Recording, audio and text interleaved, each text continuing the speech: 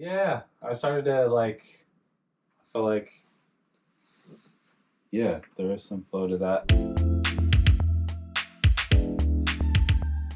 How do you chase your normal? How I chase my normal. Um, for me, I think it's a bit more of a trying to find some sense of balance inside internally. Um, what that looks like for me, I love music. I love being creative. Hmm. Definitely try to be creative in different ways in my life. Um, Try to take care of myself physically. I know that when I feel good physically, and I don't, whether it be exercising or just eating right, trying to establish that baseline health. Hmm. Yeah, so a combination of health and creativity, I think that really sparks inspiration for me, and that's kind of my area of where I feel like there's the most potential for growth.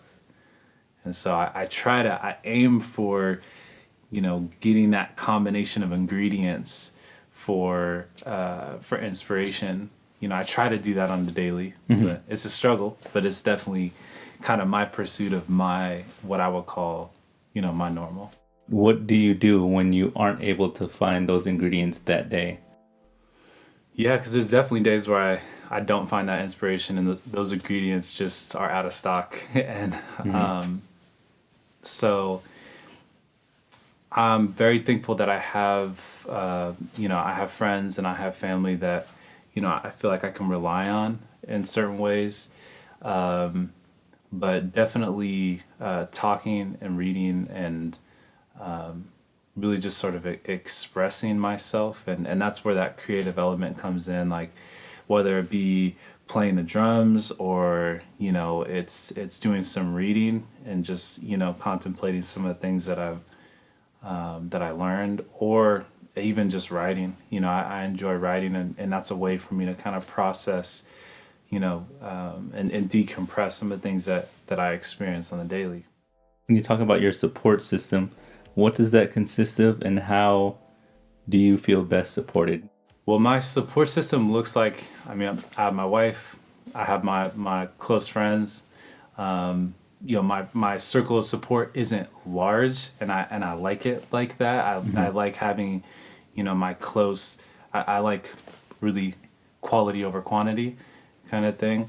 And so I feel most supported when I feel like the people around me can just they there's expressed acceptance for just how I am, who I am, because like every human, I feel like I have, my days of inspiration and days of energy, and then other days where I'm just, I'm feeling like I feel a little bit more weight, like going through the day is a bit more of a challenge. And so I feel most supported when I'm around people who accept sort of the ebb and flow of life, and the highs and the lows.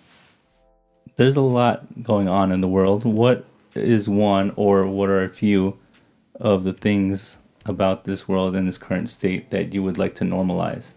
I know right now there's a, mental health is becoming more and more talked about. I don't know if I wouldn't say that it's completely normalized. I think I would really like to see self-care and self-knowledge and the pursuit of self-knowledge be something that is a little bit more normalized. And I do understand that, our own individual pursuits, there's a sacredness to it that I really actually, I'm not an advocate for the commercializing of, the individual pursuit.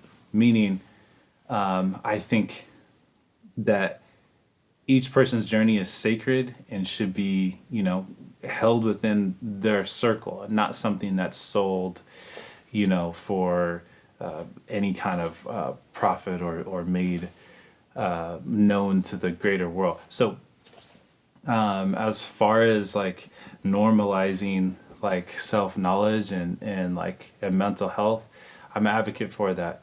And just kind of walking that fine line between it becoming more commercialized and becoming something that is trendy versus something that is kind of embedded within like the collective conscious as something that's close to the person, you know, and not, it doesn't have like the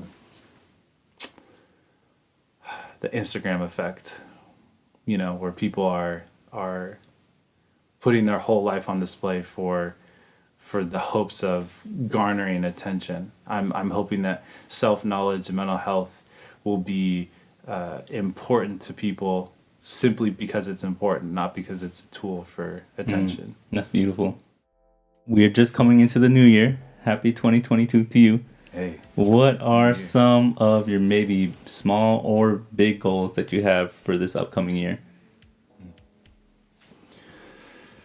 so definitely right off the bat, one of the things that I was thinking about coming into this year was that just trying to be a little bit more disciplined with my time and you know, as I try to extend grace to myself and understanding to myself, I find that there are a number of days that go by where you know, I'm not getting done some of the things that I want to get done. So whether that be exercising, whether that be just taking time to meditate and to slow down and to be present.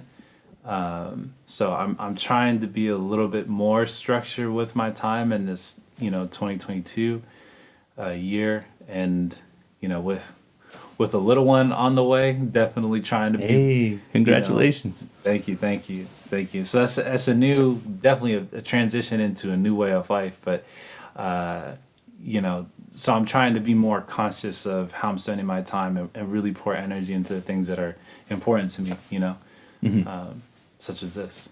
What is one of your favorite comfort foods and why?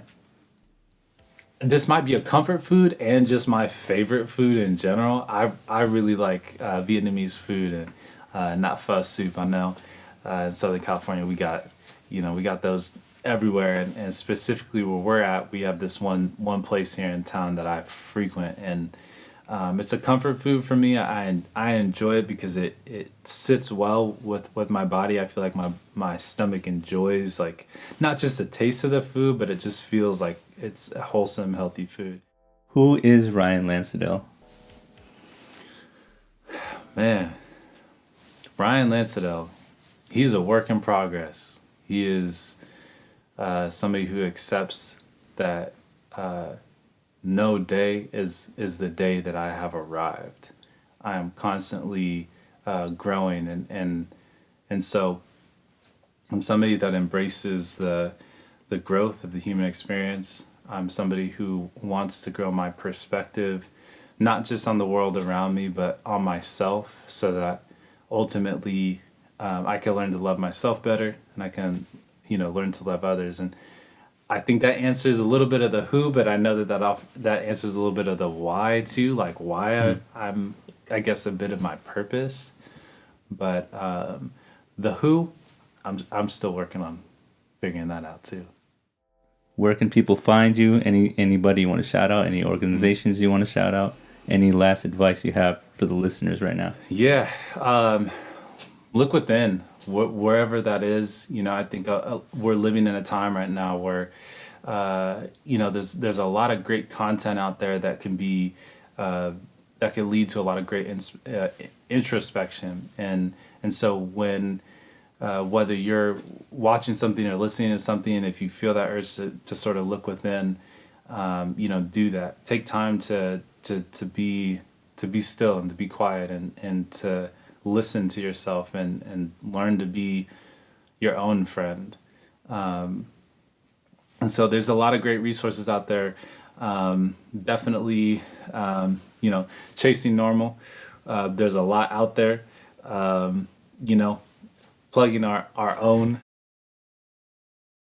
What I'm aiming to do is really just, you know, share stories and share that we're not alone in our human experience. And if you think you're experiencing something emotionally, psychologically, just, on a daily basis when maybe it comes to your job or it comes to schooling or relationships.